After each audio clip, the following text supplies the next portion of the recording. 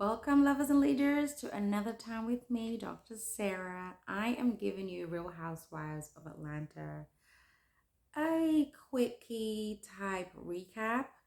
I have to say, this episode was a little bit of a drag, and it was like towards the end that was really great, to be honest. But thankfully, this is like the second to last episode of the season.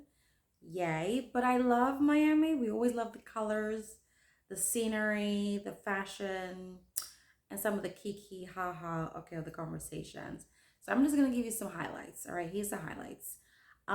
Kiki does a photo shoot, all right, and she looks good with her red dress. But I'm not really sure about the red dress, but I love her hair and makeup, all right. And she does a photo shoot, invites her dad, all right, and it's at actually it's with a private jet, and it's not Stephanie's jet. Hey, Steph. But I have to say about Kiki's dad, I'm sure I've said this before. He's looking like a snack. And it's her dad, but he doesn't look like her dad. He looks so young and just like very fit. I have to say, but I love their vibe as father and daughter. Just so like they both give like the chill, cool, relaxed vibe, and I love it.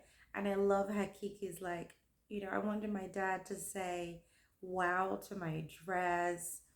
And then they had the conversation about dad, what do you know? She asked the dad, like, what do you think about, modeling? Because apparently, when she first started this off, this modeling stuff, the dad thought it was like, she's going to be posing naked. And he really just, dishonored what she was doing. That's one of the reasons why, the dad and the stepmom kicked her out.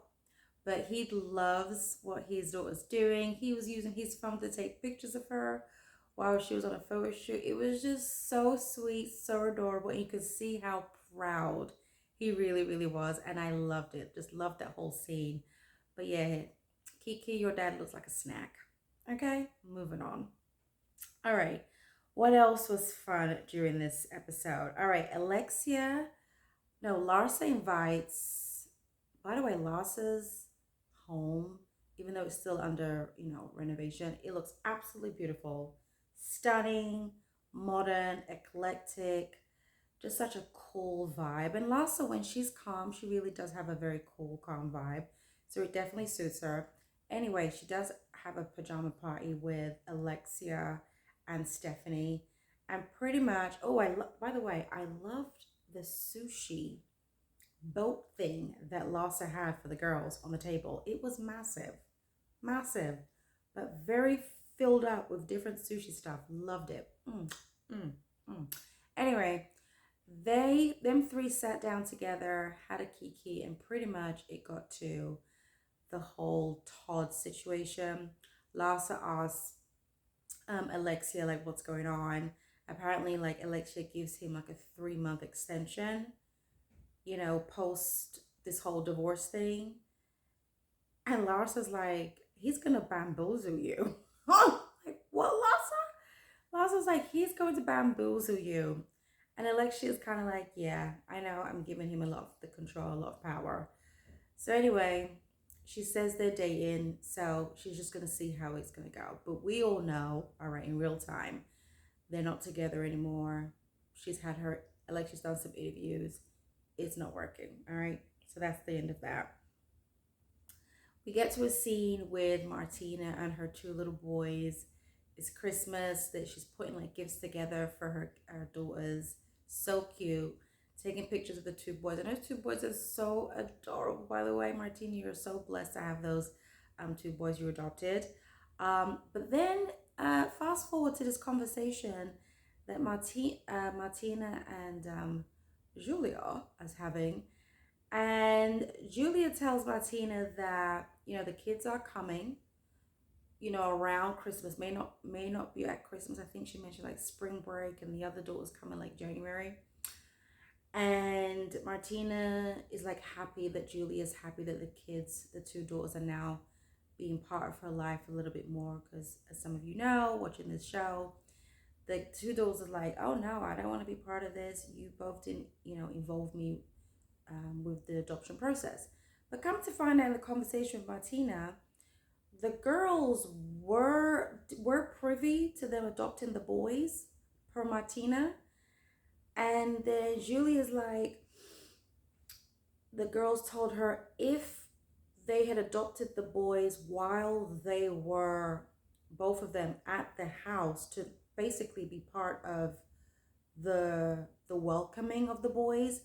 The girls said to Alexia, their mother, they would have felt a bit more better, like I guess more part of it, and I'm sure it would have helped them emotionally to acquiesce to the situation. And then Martina was like, pretty much gave like, no, it wouldn't. It wouldn't have mattered either way. They would have probably still had an issue with it. We tried to work with them and they didn't want to have anything to do with it. So Martina was giving the tea like, no, those girls knew about it. We tried to work with them. They were not interested. So I'm like, okay, there's been some tension. And even Julie actually said in her confessional that Martina's had some issues with the girls before, and I guess it happens. Um, but it's never been as bad as this. But Martina was letting us know, like those girls, you know, were giving sabotage type of attitude, and I kind of felt like they went ahead with this adoption anyway because they just didn't want to get the girls involved and experience their brouhaha. That's what I was getting from Martina. Martina was definitely like giving this scene, and I was kind of surprised, but she was letting all of us know worldwide that those two girls are kind of like maybe like spoiled brats a little bit. Sorry, girls. Think you're cute, but maybe. Anywho, moving on from that, okay. Then we have Lisa and her man Jody. I have to say her man Jody because it's a dude. Because even though the name Jody's, I mean, I knew a Jody when I was younger in school, female. So anyway, man Jody. They had a lovely romantic dinner for two, like somewhere outside of their house, like backyard, open space. Very cute, very sweet. Loved it. Anyway, Miss Lisa, like within minutes of eating, she talks about, making some commentary about getting married and getting engaged. And Jody, caught that and he was like, so you alluding to getting married again? Cut long story short, all right. Lisa's like, yeah, pretty much she doesn't want Jody to feel pressured, but doesn't want Jody to waste her time either, right? So I think she's always trying to gauge if he's really interested. And Jody's like, listen, I've been with you for the past 2 years with all the drama that's been basically happening. You think I'll be here if I didn't want to get married, kind of thing, right? And Jody pretty much said to her, again, because I really believe he cares and he doesn't want drama in his life. He literally let us know that he's been experiencing this kind of toxicity from Lisa where she takes out a lot of her tension and drama and anger out on him in the house. So, divorce stuff with Lenny, friendship stuff with Larsa. Jody's like, you take it out on me. And he's like, I'm not dealing with that. And he alluded to that like about 1 to 2 episodes ago, that like, I'm not going forward with this marriage stuff until there's some peace. Pretty much what he's saying. Lisa, he wants peace before he marries you, all right? Because he let us know and let you know that he doesn't want the commotion and the drama that you give. All right, first of all, he gets the drama from people outside of you, and then he gets drama from within you. But poor Lisa, she breaks down and she pretty much says like, but basically Jody says that if she gets therapy, yes, if she gets therapy, not long after that, he's gonna propose to her, right? So she's looking like, stunned, but I'm sure relieved, and then starts to like break down and cry and says to him, I'm not gonna allow this divorce to like define me. I'm not gonna allow this divorce to define me. So she's crying and Jody gets up and gives her a hug and embraces, and she's like, I'm really, really sorry. He's like, you don't have to say sorry. Just Jody really loves her. He really does love and really does care for her to the point where he's like, listen, before you start a new chapter with me, let's resolve this old chapter. Let's get the dust out. Let's get the kinks out. Let's get you mentally healed so you're ready for me, pretty much. And I think that's the most healthy thing. Before you jump from one relationship to another, ideally, let's clean up from the old stuff. Let's ensure the emotional baggage doesn't follow us because we all know when the unaddressed issues are unaddressed, you're going to experience the same cycle again because you're the same person, right? You're the same person. So I hope Lisa takes time out and really takes Jody's advice because he's not moving forward until he sees a change in her. And I think that's a very healthy mental man there. I really hope that she learns whatever she needs to learn from the friendship drama of Larsa, from her divorce with Lenny, so that she becomes a new being. All right. She, starts. I really want for her actually to, tell herself a new story as she moves forward with Jody and understand that this divorce, like she said, doesn't define her and she needs to start redefining herself now, who she as a woman, as a mother, as a wife, who she really wants to be, and starts to gain those tools to align with that. Because Lisa is such a sweetheart. Like I've said in my previous video, she's the kind of friend I actually want. She's lighthearted, she's fun. She knows she has some issues, and I pray she works through it. But she's literally like the life of the party, and she's fun. Love her energy. All right, now we get to Art Basel of it all. We got Adriana having her Art Basel, um, you know, party. Apparently, they talk about Art Basel as like the equivalent of the World Cup. All right, it's like that important in Miami. It's like the hub of all these contemporary artists coming together from different parts of the world, and it's such a vibe, and there's a lot of fashion stuff going on as well. So anyway, Adriana has it in a very amazing, like upscale, eclectic, artsy vibe. There's paint, like arts, decor, art paint all over the venue. Ladies have to walk up a very long staircase to get to this gigantic, oversized rooftop party. So I love that. So anyway, the girls are coming into the party one by one ish, I believe. Lost is the first one. I didn't really like her outfit. It's like velvety, but I liked it's like a jumpsuit.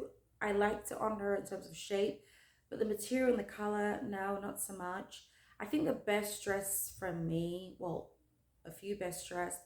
I like Kiki's black blazer outfit. It was very modern. Her hair was like long straight. She looked very beautiful, very Naomi Campbell esque, right? I loved Gertie's retro look. She does give. Gertie be giving. I wouldn't be surprised if she has some kind of contemporary fashion line one day. It would be really nice. I think she'll really do really well. And who else would look really really love? Oh, I love Stephanie's outfit too. Stephanie Mighty Mouse. I loved her very artsy outfit. It was like a blue, like a turquoise blue fitted jacket, and then she had like this kind of very cropped top black um stretchy top, but then it had like a big blue button like in the middle. It was like a gigantic button in the middle. She looked so cute and petite, and she had like pants, like black, yeah, black tight pants, I think. Very beautiful, very cute. Those three looked the top best for me. Yeah. Gertie, Kiki, and Stephanie. Yeah, they did it for me. All right, so um, I would say at the Art Basel party, the highlights was it's not really much of a highlight, but I'll say anyway. All the girls finally found out that Kiki was the one that did that whole mathematical equation to equal 59 for Adriana's birthday cake. So Kiki did it, okay, and Kiki gave her explanation. Whatever. So then at some point, um Stephanie and Marysol sat down to have a conversation because Stephanie needed to get off her chest what Alexia said, pretty much that um, Marysol and her are aligned with a lot of their issues, but Marysol even more. But it's really Alexia that really says it. So basically, insinuating that Marysol is like the puppet, the puppeteer behind Alexia. Okay. So um, Stephanie felt to again air this out with Marysol. And Marysol's like, wait a minute, I thought we already dealt with this. I thought we good. So anyway, cut long story short, Marysol lets Stephanie knows, listen, I want a friendship that's pure. I don't want it based on money stuff or money talk. And it's tacky. It's just tacky. And Stephanie does not like that. But at the end of the day, I believe they came to a very kumbaya moment. And Stephanie's like, listen, I just need you to just talk to me straight. Let me know straight. Don't go behind Alexia to speak up for you, right? Because Stephanie gives me, she just wants authenticity. If you have an issue with her, tell her straight. And I'm in agreement with that. I like that too. So I am, yes, very much in alignment with what Stephanie said. Marysol got it. Everyone's kosher. We good. Then the finale of this scene, pretty much for me, is Adriana just having a meltdown.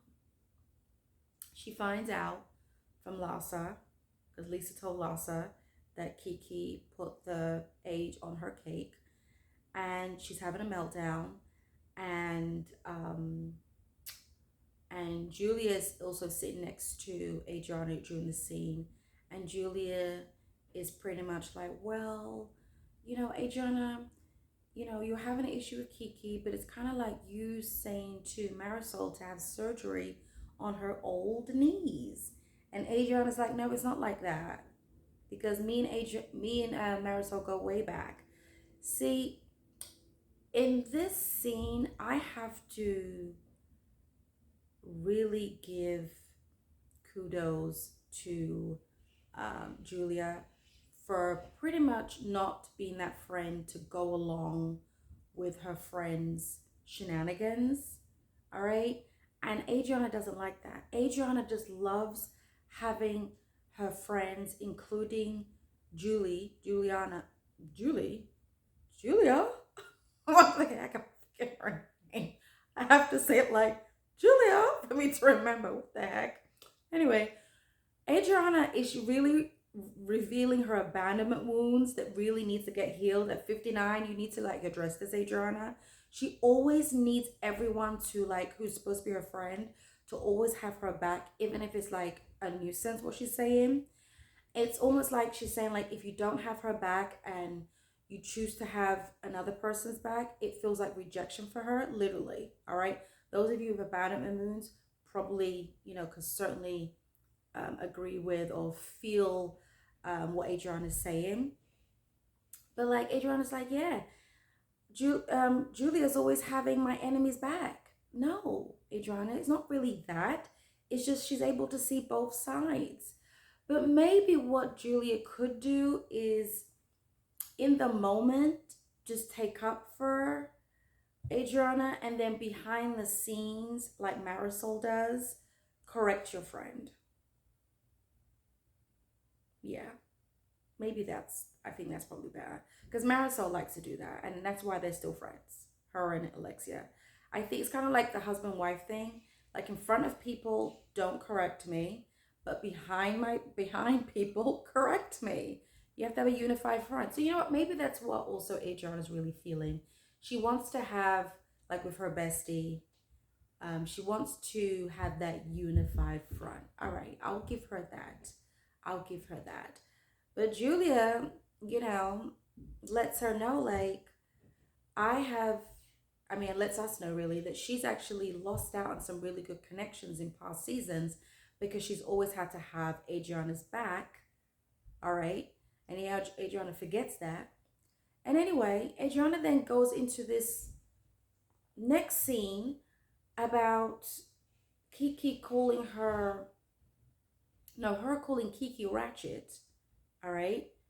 And she's thinking the reason why Kiki put that mathematical equation to equal 59 on her birthday cake is because she called Kiki ratchet and Kiki thinks that she's a racist.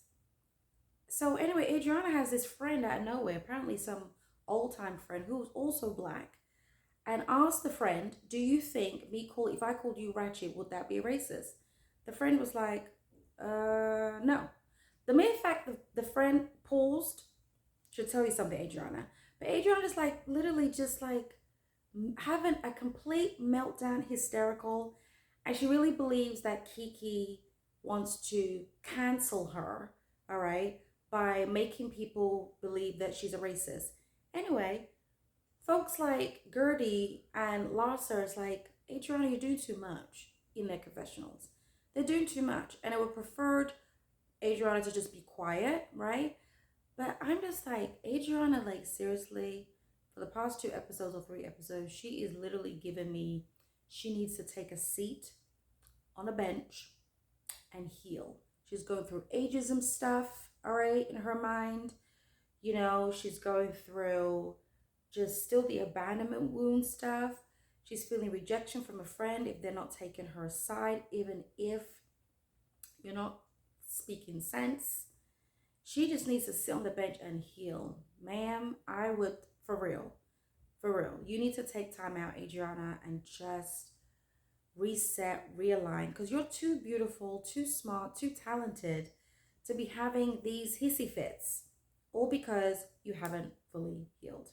Anyway, I'm gonna end it on that. Kiki leaves the party because she was like, she's not dealing with Adriana's stuff. She leaves, and Julia tries to find her, but she disappeared, and that's pretty much where it ends.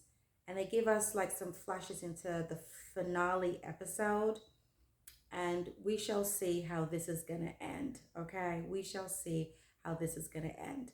Let me know what you guys thought about this episode. Are you still feeling excited about Miami, Real Housewives of Miami? Should they come back next season? This is what I would like to know from you guys. Okay, and before you leave, give me a thumbs up, encourage me, and until next time, stay blessed and stay healed. Okay, stay healed, because we don't want to be hissy fitting in our 30s, 40s, 50s, and beyond. All right? God bless you. Bye.